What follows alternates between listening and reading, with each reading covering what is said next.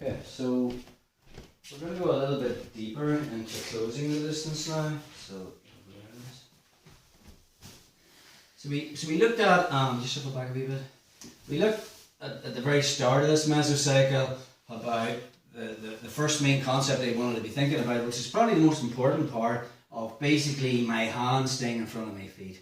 Anytime we're playing this butterfly guard, especially from a distance, I want to make sure my hands are in front of my feet. So, because what I don't want to do is to close the distance, do this, and as I butt scoop in, Lewis can just find my feet and put my back on the mat. And now he's in a position to pass. So I never want to put my hands on the mat. I never want to put my hands on the mat when I'm in the danger zone. For instance, if I was this far away, which is unlikely, I can put my hands on the mat because I can cover more distance that way. But the minute I kind of come into this danger zone, then it's here. Okay.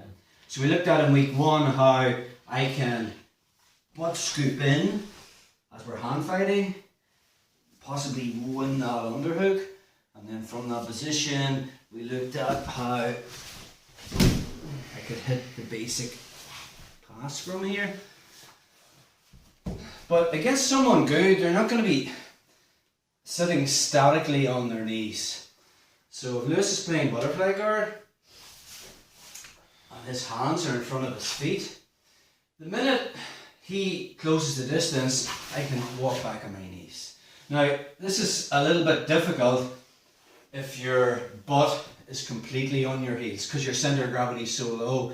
So if Lewis butt scooped in and I try to walk back on my knees, it's hard because my butt's so close to my heels. So to actually walk back, I physically need to lift my butt up slightly. And now as he butt scoops in, I can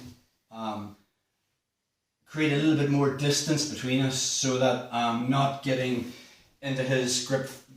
He's not getting his grips like his underhook or his overhooks on me. So again, as Lewis is, from my perspective, the person that's trying to pass the guard, as Lewis butt scoops in, I'm moving back and I'm looking to hand fight. And maybe as I walk back on my knees and Lewis scoops forward, he doesn't keep his hands just where he should, and I get his back on the mat. And now I can start to get into the position of passing. So remember, so you're on my knees. So when we're closing this distance, if I'm way back, okay, and there's no chance of Lewis even getting near my feet, I can get closer till I'm quicker by using my hands on the mat. But the minute I come into this kind of danger zone, I'm immediately here. Okay. Now as I butt scoop in, Lewis can walk back on his knees.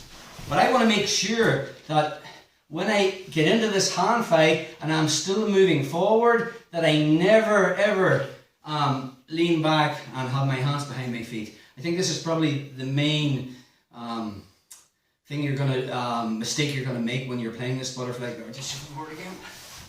So from here, we're just adding in obviously this principle of hands in front of feet. But now your partner is not going to be static. They're going to be kind of moving back as well. And what's his goal? His goal is to get to my feet and get my back on the mat.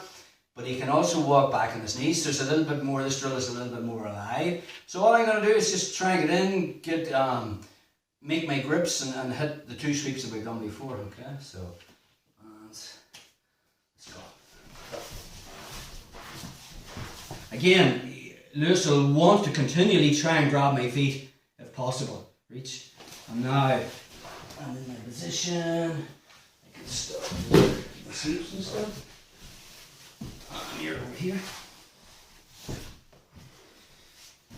So again.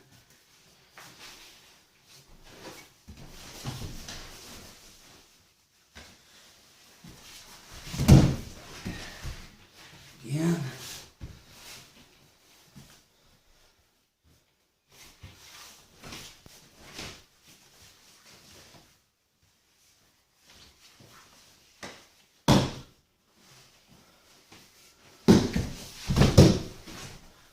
Time. Make sure you're walking back on your knees. Don't stay static.